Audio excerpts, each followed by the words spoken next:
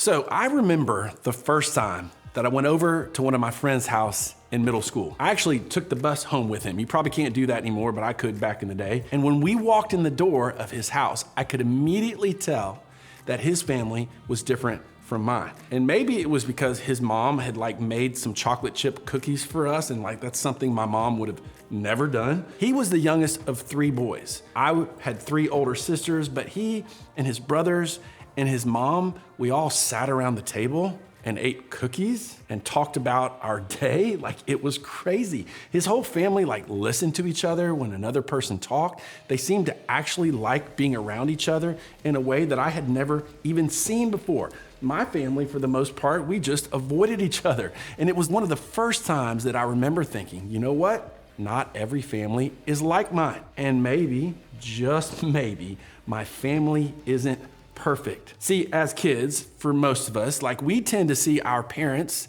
as superheroes, and we tend to see our families as being great, or at least being normal.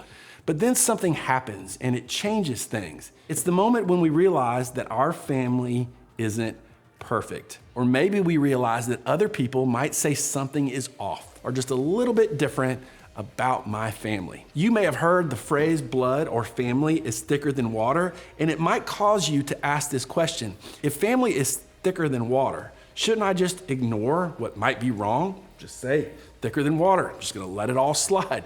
Some of you may have started asking questions about your family a long time ago. In fact, some of your earliest memories might have to do with pain because of your family. Others of you discovered this maybe a little bit later. Maybe it was in middle school or early in your high school years when you realized that your family picture, it just wasn't as perfect as you might have thought at one point. My family's differences from other families became even more obvious to me when I was a sophomore in high school. I thought that my parents had a pretty good marriage, but it turns out it was kind of a little bit of a disaster. That was the year my mom moved out of the house. My picture of a whole and functional family was all of a sudden fractured. Every one of us could probably go around and tell our version of a less than picture perfect family story. We all have one because in one way or another, every family has its challenges. So, for example, I'll put this on the board so you can see it and grab my markers. Maybe your family lives with constant tensions. There's all kinds of tensions going on. Maybe you don't slam doors and yell at each other, but you constantly feel just this sense of anxiety. You feel it when your parents talk about money or their jobs, or you feel it around your brother or maybe around your stepsister. You feel it when certain subjects come up that shouldn't cause conflict, but somehow they do. And it makes your house feel like a pretty stressful place to live. Now, for some of you, maybe you've discovered that your family actually lives with some secrets. You never really saw it, you never really heard about it when you were younger, but now all of a sudden you know. Maybe you've discovered some things about your family that you wish you had never found out about, some sort of relationship that happened in secret, a legal problem, some sort of bad decision. And now, because of the secrets, you wonder if you can fully trust your family. Maybe your family has experienced some sort of earthquake event of some sort that left everyone with some wounds, something that has shaken things up. And suddenly it feels like, man, things aren't ever gonna be the same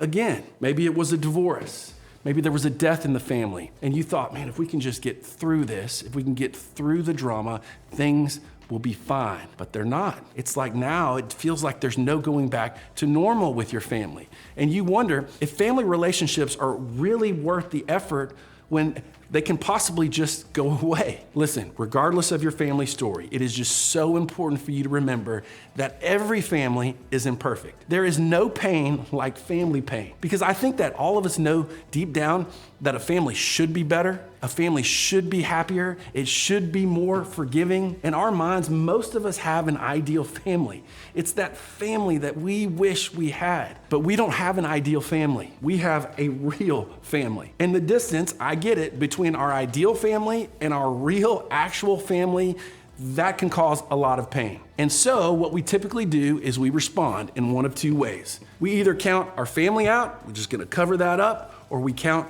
ourselves out. And because of that, we like to think that things like tensions and secrets and wounds, they are all written in this Sharpie. It's like permanent marker. While my family and me, those are written in dry erase. Like we can wipe through those, mark over those, or count those out. And maybe you count your family out after your parents got divorced. You thought that they had lost the authority in your life. So you just said, you know what? I'm gonna stop respecting them. Or you decided that your stepmom isn't a good role model, so you're not gonna listen to her.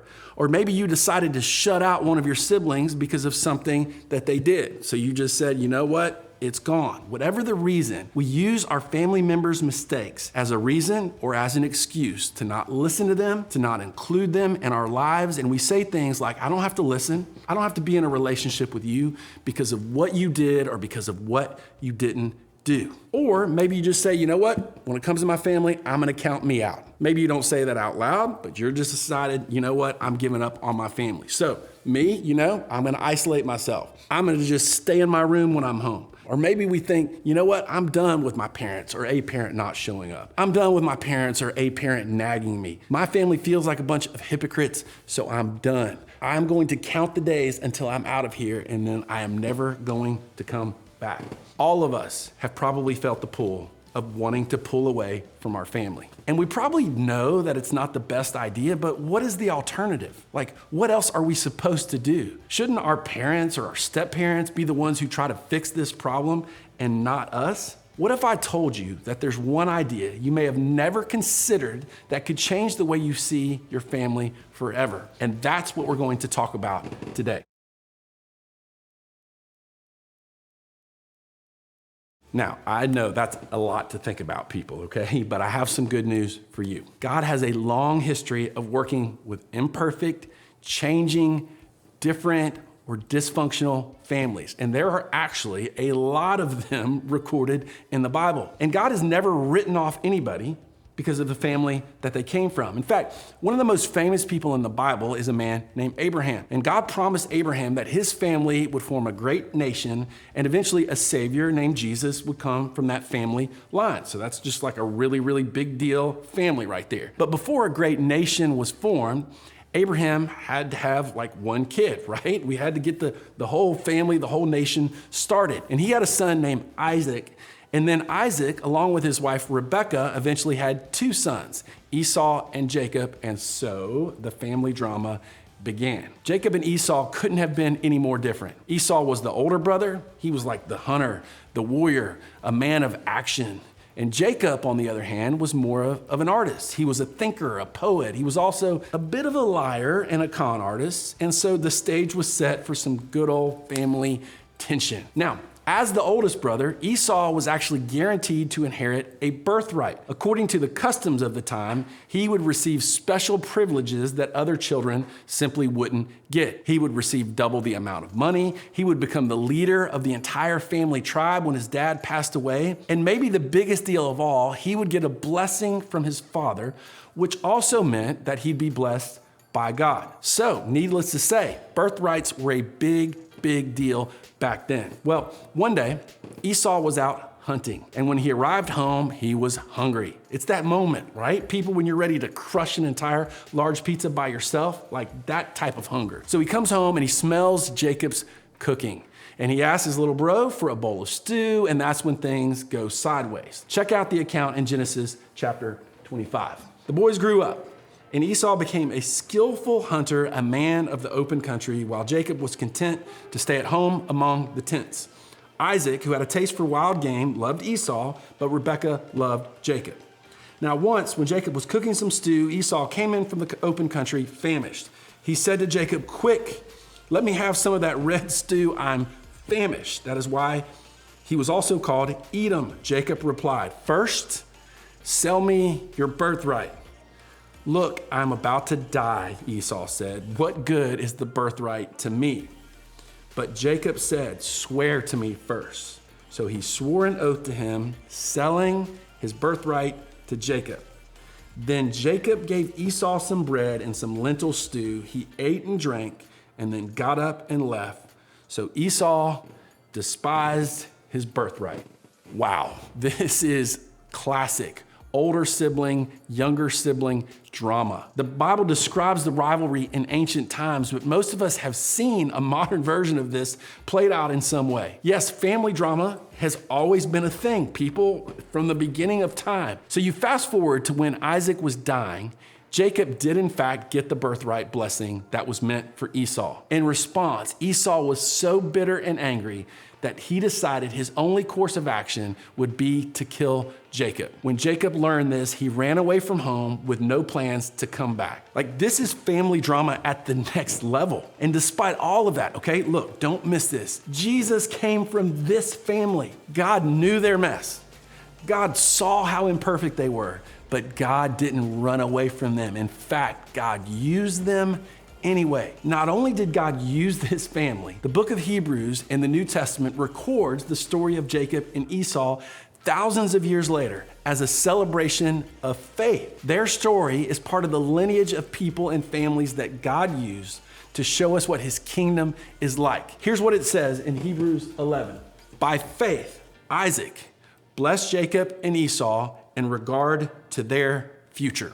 Here's what's amazing about this. The writer of Hebrews obviously isn't celebrating the chaos of this family. They aren't being held up as a model to follow, full of lying, deceit, and threats of violence. They aren't mentioned as people who gave us a model to copy. They are mentioned to draw attention to who God is. A God who can take any challenge, any messiness, any hurt or dysfunction from any family and bring good out of it. So here's the thing. Whether it's your family or a family that you know, there is no family story that cannot be rewritten. There's no family situation that God can't ultimately use for good and incredible purposes. From God's perspective, there is no family you can count out. And there's no person in a family that you can count out. God is never done. The story of Jacob and Esau tells us that. Even in our worst family moments, our family story isn't over. God's love for you, God's love for everyone in your family is so much thicker than water.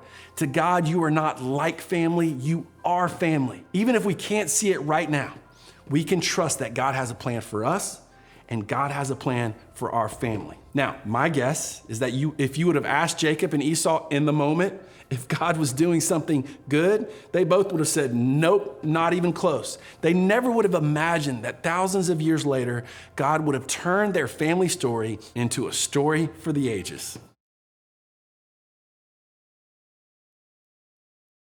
See, for some of us in the room, as difficult as it is to believe, it would be a game changer to know that God isn't done with your family. That doesn't mean your family will never be difficult or that things will become perfect, but knowing that God can redeem even the most challenging family situation, it helps change your perspective. You never know what God has in store for you, for your parents, your step-parents, your siblings, your entire family. In fact, believing that God can use an imperfect family could be one of your greatest acts of faith. And it starts by you knowing this: your family story isn't finished. Listen, family is thicker than water, even when things get murky. Family is thicker than water, even when the tides get tough. Family is thicker than water, even when things aren't picture perfect. Everyone who lives at your house or wherever you live is an imperfect person. But when they mess up, don't write them off. Don't treat them like that's the end of the story. Don't cover them up or erase them from the board, because God is always working even when it doesn't look like it. So do not count them out. So when your stepdad doesn't show up, don't write him off forever. When your mom or dad loses their temper, don't write them off forever. When you and your cousins have a big disagreement, don't write them off forever. And don't count yourself out. You don't know what's going to happen next, so don't check out just yet. When the chaos in your family feels like too much, don't isolate. When the arguing feels constant, don't run away. When you're aggravated or annoyed, challenge yourself to hang in there, to keep talking, to act like the people in the room matter to you because you know that they do. Now, listen, For some of you, if you need to step away and keep yourself safe, I want you to do that. I'm not saying to stay in a dangerous situation that is hurting you physically or mentally. There are times when you'll need to take a breather or some time away. In those times, make time to talk to a trusted adult. It might be your pastor, small group leader, someone on staff at your school. Here's what I'm getting at. There's a big difference between dangerous and annoying or tense or frustrating. So don't count yourself out, because if you count yourself out, you may miss out on being part of an incredible story that God is writing in your family. Redeeming and fixing things that we want to label as broken, that is what God does best. God takes chaos and God uses it for good. Because even though a broken family is never God's plan, taking broken things and pulling good out of them is what God specializes in. So take heart and have faith in what God can do. Imagine, what if we all went home today and treated our family like our bond is thicker than water? What if we treated our families like the story isn't finished? Even though there may be friction or tension or wounds, what would change if instead of thinking of ourselves and our families as written in dry erase, we thought of our families as permanent, okay? We saw it as the permanent marker. What if we started believing that God could work even in our biggest challenges, in our biggest fears, in our biggest imperfections, and in our biggest hurts? I know it seems impossible, and that's why, look, when we go to small group, we can give each other ideas on how to put this into practice with our own families. We can help each other do this. So as you head out, I want you to remember that God hasn't given up on your family, so you don't have to give up either. The story isn't over yet.